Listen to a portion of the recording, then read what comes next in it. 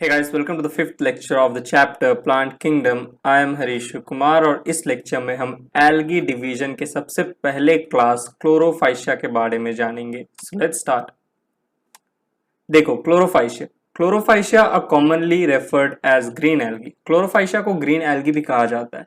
Green algae क्यों कहा जाता है? देखो, due to the dominance of pigments.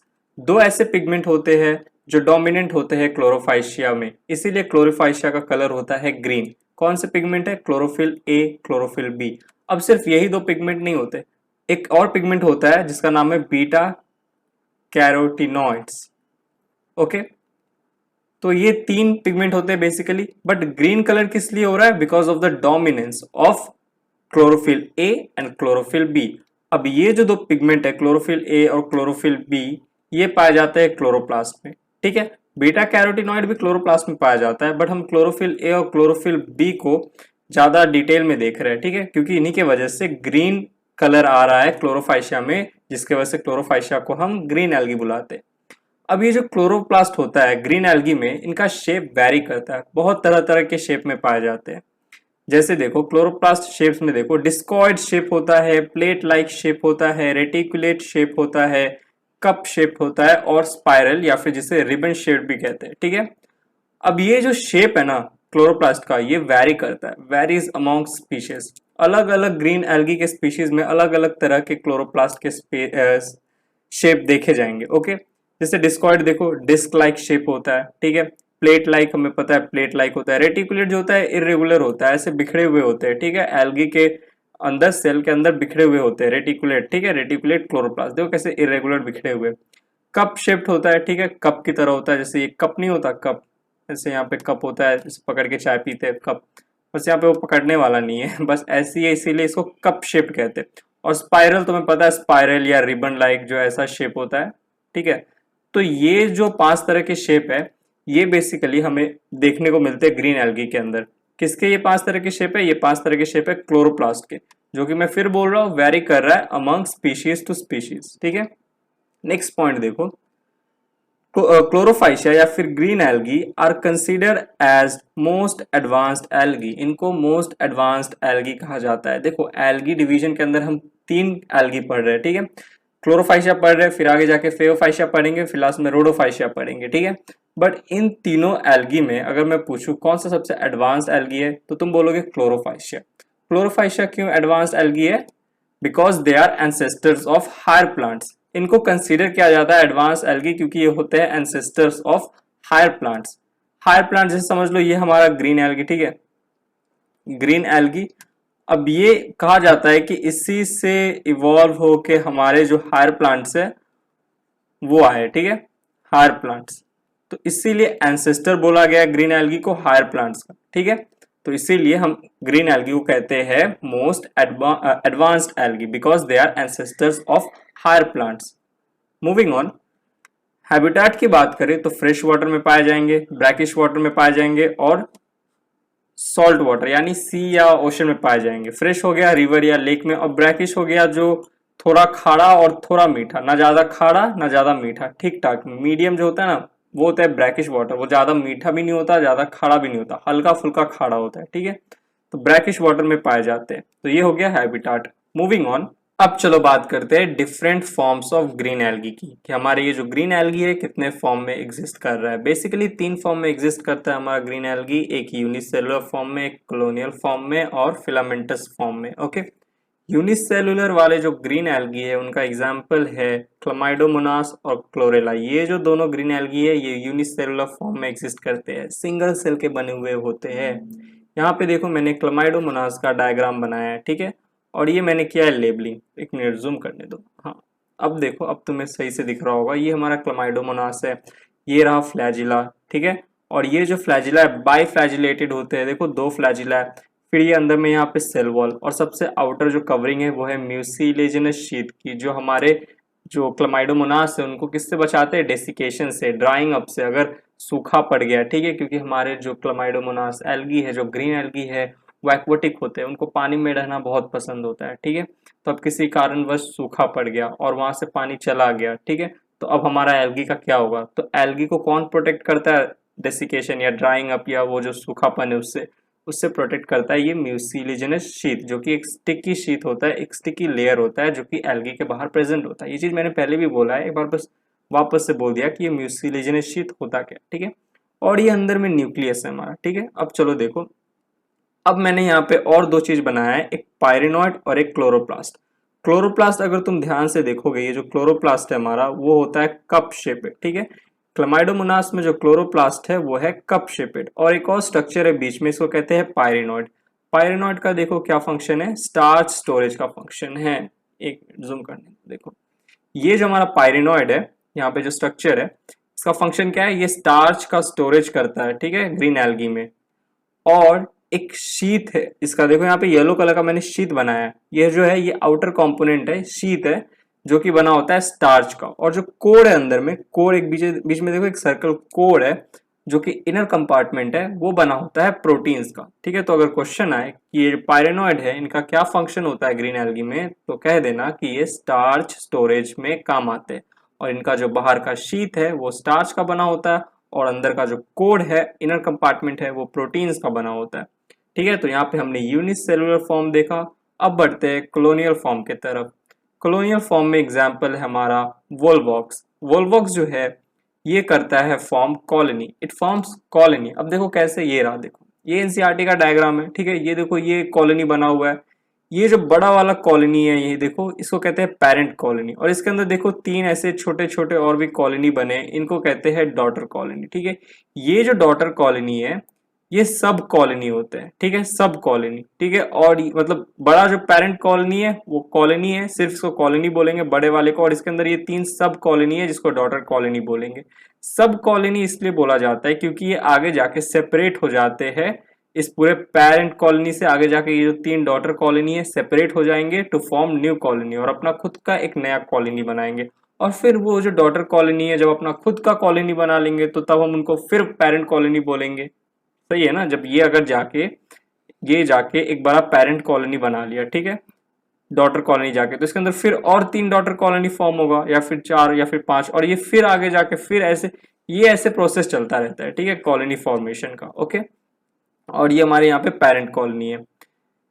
Next देखो हमारा फिलामेंटस। फिलामेंटस में तीन तरह के जो हमारे एल्गी है, यूलोथ्रिक्स, स्पायरोगायरा और कारा। ये जो तीन एल्गी है, तीन ग्रीन एल्गी है, प्रिसाइजली ग्रीन एल्गी, ये सब ग्रीन एल्गी के एग्जांपल है, ठीक है। क्लामाइडोमोनास, क्लोरेला, ऑब्वियसली लिखा ही हुआ यहाँ पे लिखा ही है different forms of green algae, ठीक है। तो ये जो यूलोथ्रिक्स है हमारा, और स्पायरोगायरा है और कारा है, ये तीन फिलामेंटस एल्गी होते हैं, ठीक है। फिलामेंटस मतलब ऐसे फिलामेंट चेन लाइक होते हैं, ऑलराइट। और देखो स्पायरोगायरा जो है हमारा, इसके अगर क्लोरोप्लास्ट की बात करें तो इसके अंदर स्पाइरल या रिबन शेपेड क्लोरोप्लास्ट होता है, ठीक है। स्पाइरल या रिबन शेपेड, जैसा मैंने वो बनाया था ना, स्पाइरल या रिबन शेप, तो उस तरीके का क्लोरोप्लास्ट हमें स्पायरोगायरा में देखने को मिलता है। कारा में जो कारा में जो क्लोरोप्लास्ट होता है वो डिस्कॉइड शेप होता है, यानी कि ऐसा डिस्क शेपेड होता है, ठीक है। तो ये चीज ध्यान में रखना है। एक मैंने यहाँ पे क्लोरोप्लास्ट का बताया कप शेपेड, स्पायरोगायरा का बताया स्पाइरल या रिबन शेपेड, और क्लोरोप्लास्ट का बताया डिस्कॉइड शेपेड, ठीक है। तो यहाँ पे हमने different forms of green algae देखा।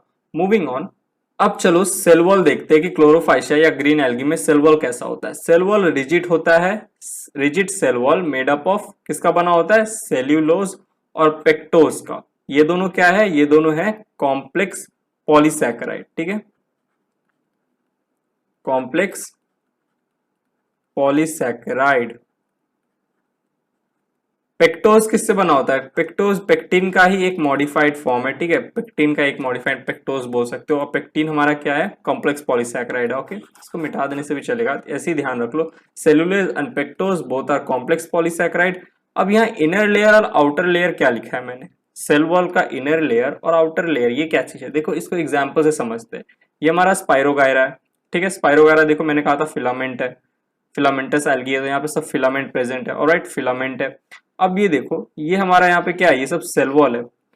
अब अगर मैं यहाँ पे लेबलिंग करूँ तो ये देखो ये जो है ये हमारा अंदर का इनर लेयर है, ठीक है, और ये बाहर वाला है, जूम करने दो। हाँ देखो ये अंदर वाला जो है हमारा, अंदर वाला सेल वॉल का लेयर वो बना होता है सेलुलोज का, और बाहर वाला जो है वो बना हुआ है पेक्टोज का, आउटर लेयर, ठीक है। तो हमारा क्लोरोफाइशिया में सेल वॉल कैसा है, रिजिड है, और किसका बना हुआ है, सेलुलोज और पेक्टोज। सेलुलोज जो है वो इनर लेयर फॉर्म कर रहा है, पेक्टोज जो है वो बाहर वाला आउटर लेयर फॉर्म कर रहा है, इनर ये आउटर। ये स्पाइरोगायरा का एग्जांपल लेके मैंने बताया बस, लेकिन ये सारे ग्रीन एल्गी में ऐसे ही होते हैं, ठीक है। बट मैंने बस एक ड्रॉ करके तुमको समझाया कि ये इनर या आउटर लेयर क्यों लिखा गया है। चलो अब आगे बढ़ते हैं। नेक्स्ट एक नोट है यहाँ पे, calcium carbonate is present in the cell wall of Chara. Chara जो है हमारा एक एडवांस्ड एल्गी है, ठीक है, एडवांस्ड एल्गी है, और इसमें इसके सेल वॉल में हमें पेक्टोज और सेलुलोज तो देखने को मिलेगा। ये जो दो कॉम्प्लेक्स पॉलीसैकेराइड है ये दोनों देखने को मिलेगा। इसके साथ साथ एक मिनरल पाया जाता है जिसका नाम है कैल्शियम कार्बोनेट, जो कि हमारे कारा के सेल वॉल में प्रेजेंट होता है along with cellulose and pectose. Okay, and moving on, stored food की अब बात करें। Stored food in green algae is mainly starch, ठीक है, ज्यादा मात्रा में स्टार्च है। कभी कभार ऑयल ड्रॉपलेट्स भी देखने को मिल जाता है। तो ये दोनों क्या है, स्टोर्ड फूड है हमारे ग्रीन एल्गी में।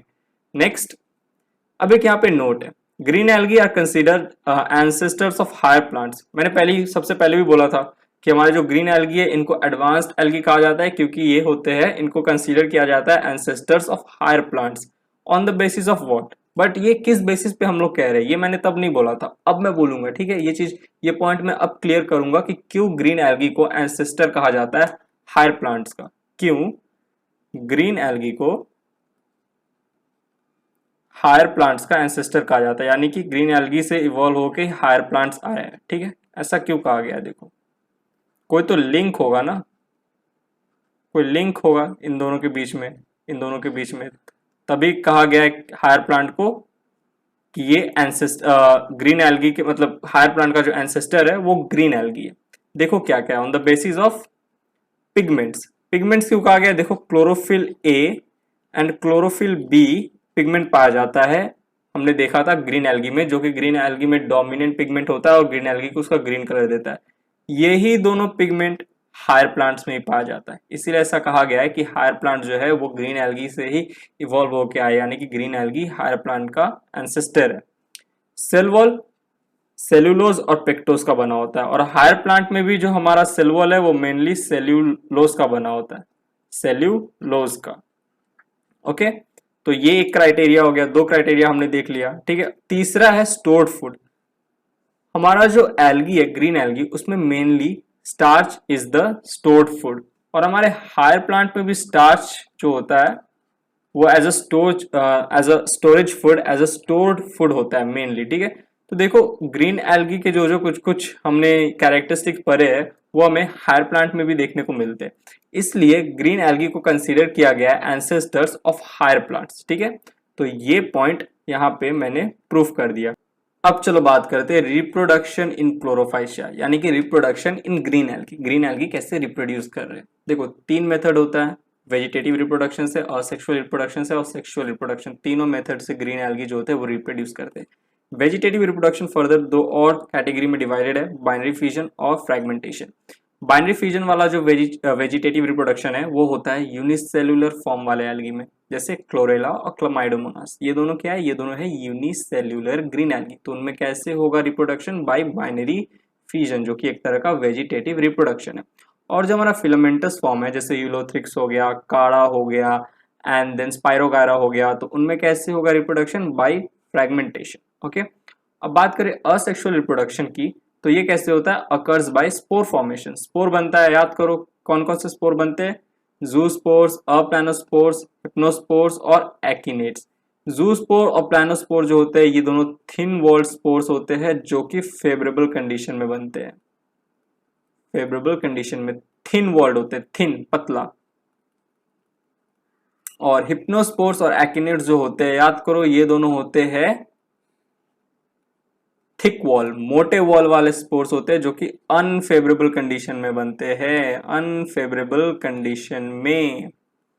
ओके, तो स्पोर फॉर्मेशन से हमारा जो ग्रीन एल्गी है वो असेक्सुअली रिप्रोड्यूस करता है।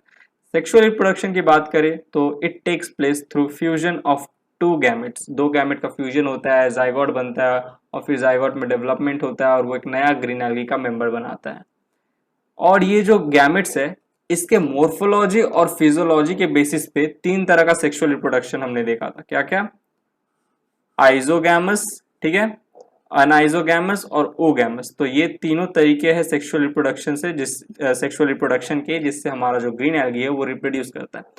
अगर तुम्हें ये वेजिटेटिव रिप्रोडक्शन, असेक्सुअल रिप्रोडक्शन और सेक्सुअल रिप्रोडक्शन को, इन सारी चीजों को डिटेल में जानना है, बाइनरी फ्यूजन, फ्रैगमेंटेशन, जूस्पोर, प्लानोस्पोर, ये सब कैसे हो रहा है, आइजोगैमस, अनआइजोगैमस, तो इसके ऊपर मैंने एक लेक्चर बना के रखा है जिसका नाम था रिप्रोडक्शन इन एल्गी, जो कि लेक्चर 3 है प्लांट किंगडम का। तो जाके तुम देख सकते हो, ऊपर में कहीं पे वो जो कैप्शन है वो मैं उसमें ले दूंगा, लिंक जो रहता है उस पर क्लिक करके तुम देख सकते हो।